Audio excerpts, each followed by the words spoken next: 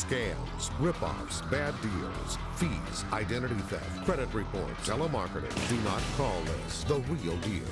Back to basics. Here's consumer investigator Jennifer Lukey.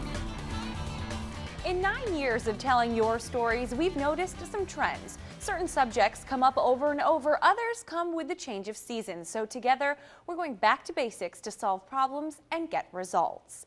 We'll start with what has become one of the most popular complaints on the Your Stories line, those car warranty robocalls.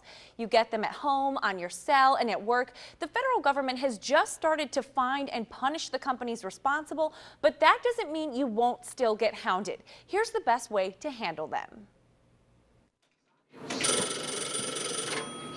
Hello? Your car warranty is about to expire. This means you could shell out hundreds of dollars for costly repairs. If you'd like information on extended warranties, press... They don't even know whether you actually take the bus to work every day, walk every day, or ride a bike. The people behind these car warranty calls don't even actually know if you own a car.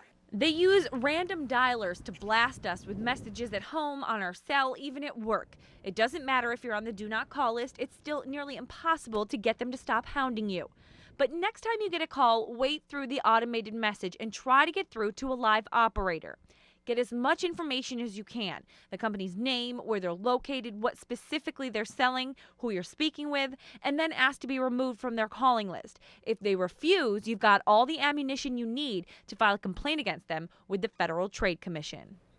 Sometimes you've got to be just as aggressive as they are. They're trying to sell something, and if they know you're not going to buy it, they'll eventually move on, hoping to get someone else to bite on their offer. Now, speaking of people who are trying to con you, there are plenty of them lurking on online auction sites. Scammers will try every trick in the book to steal your cash or your stuff. So whether you're buying or selling, here's how to be on the lookout for Craigslist crooks. It doesn't really matter what you're looking for. Craigslist seems to have it all. From iPods to cell phones and from pets to personals. If you're looking to buy or sell online, this seems to be the place to do it. Stacy Snook posted a brand new wedding dress. And after about a week, I got an email that somebody was really interested in it. And they were going to have a destination wedding in the Philippines. The buyer sent Stacy a check for $1,500, 3 times what she was asking, and told her to ship the dress out of the country. The real deal? The check's a fraud. The scammer was just hoping the bank wouldn't notice before Stacy did what he asked. That's my posting. Where's the... Cindy's got a similar story, but with a twist. She was selling an iPhone clone on Craigslist. A buyer contacted her, told her he'd pay a little extra if she sent it overseas. They exchanged PayPal information, and she thought it was a done deal. I've done a lot of PayPal receipts, and it's identical to a PayPal receipt. And the address it comes from is even a PayPal address, so it looks absolutely authentic when you open your email. Not until after she sent the package did she realize she'd been taken. I went online and checked my PayPal account, and there was never the money in the PayPal account. It was a fake transaction ID number. Luckily, the Postal Service intercepted Cindy's iPhone, and Stacy never sent the dress. But both are now far more cautious when considering online offers for their stuff. So how can you make sure you don't fall for a scam like this? Well, unlike eBay, Craigslist actually connects people by region, and that's really key. Try to work with people who live in the area. That way you can talk to them and see the items before you decide to buy. And never wire money or deal with buyers that are outside of the country. So what if you're not trying to buy something online, but you're signing up for what you think is a free trial for a product or service? As many folks have found out, the devil is in the details with these kind of offers, or in most cases, the fine print. Joe Baker decided to go back to school after he lost his job as an auto tech. So for the past several months, he's been living off unemployment. And it was Wednesday, May 6, 2009. When he came across a website promising to help him get a government grant, he ordered a free CD for more information. Just had to pay $3 shipping and handling on his debit card. With the CD came a free 7-day trial membership to the company's website. Before the 7-day trial period is even over, they hit my account for another $39.95. Now, in the situation that I'm in, I'm always riding a fine line, and I watch my account daily and eveningly. I even watch the transactions as they go through during the day, because usually my account is pretty much empty by the time I either get my unemployment or can find a little worse. The reason you have to provide your debit or credit card number for shipping and handling is because buried in the fine print of these kind of websites is a clause that says if you don't opt out, you're automatically enrolled in their program. You should stay away from websites like this. They don't have anything to offer you. They're just trying to get your cash. That unexpected withdrawal overdrew Joe's account and could have caused some lasting damage had he not caught on as quickly as he did. That draw was actually set as a reoccurring draw and was going to be monthly. And it's not just government grants. Medical and weight loss marketing companies try these underhanded techniques to get you to bite too. The people that are in my situation are the ones that are closest to the bottom and seem to be the ones exploited the most. The bottom line, nothing comes without a price tag. Now, many of you probably think that most scammers operate online, but that's really not the case. Good old-fashioned techniques are still the quickest way to rip you off. Syracuse police have heard from several senior citizens who've become victims of a phone scam. One woman alone lost more than $65,000 after being tricked into believing her grandson was in trouble. Here's how the scam works. The scammers are targeting elderly people who've got grandkids. Their pitch usually goes something like this. Hey, it's your favorite grandson. I've been in an accident in Canada. I'm stranded and I need money. Please help me. My son happens to live in Buffalo, so I didn't really think too much about it. So, how much? It's $2,000. Bill Richardson got taken. I swear, I wouldn't have sent the money if I didn't think it was him. It was money he was going to use to buy a headstone for his wife who passed last year. Two others who live in his senior complex also lost thousands.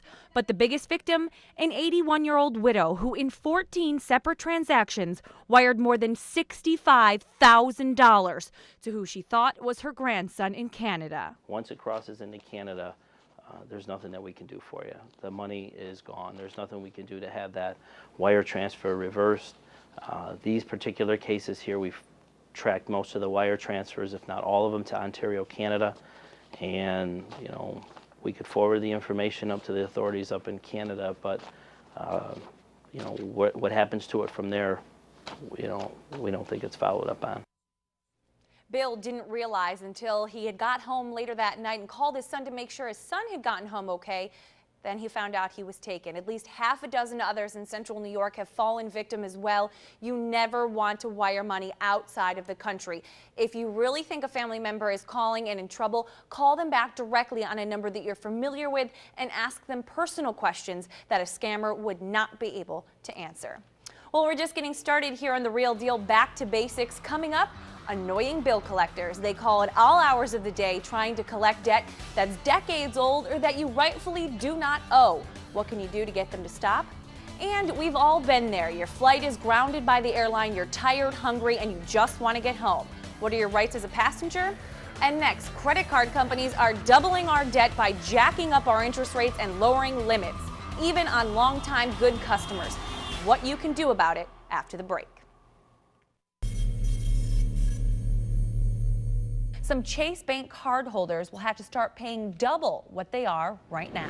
Interest rates are going way up for many Capital One customers. Well, Bank of America is jumping on the bandwagon that Chase and Capital One started a few months ago. One by one, the credit card companies have been doubling our debt.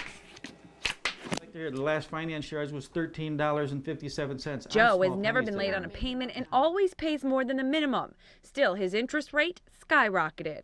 I called them and asked them why, after being a good customer for so many years, why they made such a huge jump from 4.99 to 13.9. And they just said they were reevaluating everyone and that everyone was getting jumped. It almost makes me feel like they did this on purpose. Cindy's minimum payment increased from 2% of the balance a month to 5%. My minimum payment for January was $201 and my minimum payment for February was $496. And that was kind of hair-raising to me. Credit card companies are also lowering credit limits and canceling cards that aren't used often enough. Their excuse? Too much bad debt. So they're making the good customers pay for the not so good ones. But in the end, that's probably not going to get them very far. This would have forced me after a while to make a late payment, raise my interest rates, and just get me into a corner. Credit card companies are doubling our debt because they can get away with it for the next year at least. They're capitalizing on a loophole created by the federal government, who passed new rules to prevent this type of thing, but they don't go into effect for another 9 months. So if you find yourself with an unmanageable interest rate, first call a credit union or an independent bank and see if you can transfer the balance to a card with a lower rate. If that's not an option and you can't pay off the balance, you may want to consider taking out a personal loan with a fixed APR to pay off the card. If you're really stuck, pay as much towards the line as you possibly can, as quickly as you can, and in a few months, try calling your card company and asking them to review the rate. Now, if you're able to pay off the whole balance, you don't necessarily want to close the account. If you've had the card for several years and you have a good history of paying, that shows and it helps your overall credit score. Just something to keep in mind. Now, staying right on the topic of bills, if you're behind, you know how aggressive and annoying bill collectors can be. But don't let them mislead you. When it comes to collecting old debt, they've got to play by the rules. Hi, we're calling from ABC Collection. You owe an AT&T bill from 1993 and we're attempting to collect. How do you plan on settling this account? Wait a minute, 1993? If the debt is more than 6 years old, by law, you don't have to pay it. Now, if you don't pay, we can garnish your wages, call you at work, and ruin your credit. Not true. Again, if it's past the statute of limitations, it can't negatively affect your credit. And there's nothing legally these bill collectors can do to make you pay. Okay, we'll just accept half of what you owe and call it a wash. How about that? Now they're just fishing, trying to intimidate you into paying them something just to make them go away. If the debt is not yours or it's past that statute of limitations, here's what you need to do. Write a dispute letter and send it certified mail to the collection company. Then they have 30 days to verify and provide you proof that it is in fact legitimate, or the debt gets wiped clean. Another bill you might be asked to pay that you don't really owe comes in the form of cramming. Small companies who tack on bogus charges to our phone bills. Here's the real deal on why you should check your statement line by line. One bill for all of that? Jamie Miles has been a little busy over the past 6 months. She's just been paying the bills as they come in, but when her Verizon bill was over $300 this month, she took a closer look. We were getting charged for long distance calls, and we have the $49.99 plan all in one. You don't get charged for long distance. A company called USBI has been adding a $50 to $60 charge every month since the beginning of the year. It's called cramming, when a small phone company gets you to sign up for their services and then collects their fees through your carrier's bill. Normally, you don't even realize when you're signing up for something like this. They get you with these internet pop-up ads if you click on one, or when you sign up for a magazine subscription, it's in the fine print. By signing your name or entering your phone number or just clicking on a site, you automatically sign up for their services. Jamie vaguely remembers getting a call late last year from someone who identified themselves as a Verizon affiliate. They said, we can save you $10, we can save you $10. You don't have to change anything, you know, just we'll do everything on our part. Clearly, there was no savings. After complaining to Verizon, the charges were removed. My husband was on the phone for 3 hours with the Verizon lady, straightening everything out. And the carrier has credited them for what they already paid, but the whole ordeal has been quite a hassle, one that could have turned out to be very costly. And when we return on The Real Deal Back to Basics, don't let sites like this mislead you. You don't have to pay to see if you've got unclaimed funds in your name. You can collect them on your own for free. I'll show you how to do it when we come back. There's always someone out there looking to make a quick buck. Just make sure it's not at your expense. We're going to start with companies who claim they can help you find unclaimed funds in your name. They're all over the internet. Their pitch: for a small fee, they'll help you find free cash with your name on it. The Real Deal: you can search for unclaimed funds and collect yourself for free. Just go to the New York State Comptroller's website and click on the Unclaimed Funds button. Enter your first and last name in any towns and cities you've lived in, and you'll to find out whether you have any cash. The kind of funds that become unclaimed are old savings accounts or checking accounts that you forget about, deposits to utility companies, or overpayment for insurance premiums, uncashed checks, stocks, things like that. The reason they become unclaimed most of the time is because you move without notifying all of the companies that you do business with or forget about an account. If the companies who owe you can't find you, they turn over the cash to the state comptroller.